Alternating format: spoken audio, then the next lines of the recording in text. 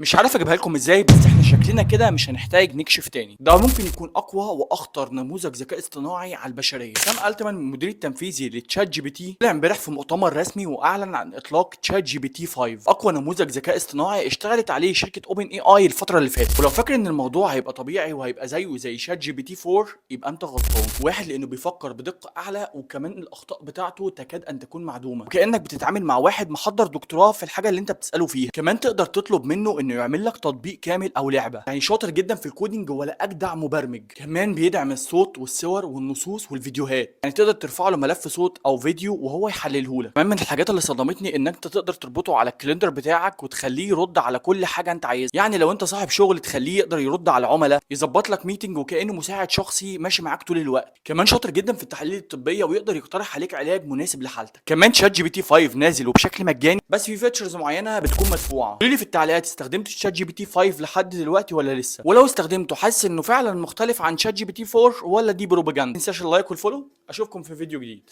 سلام.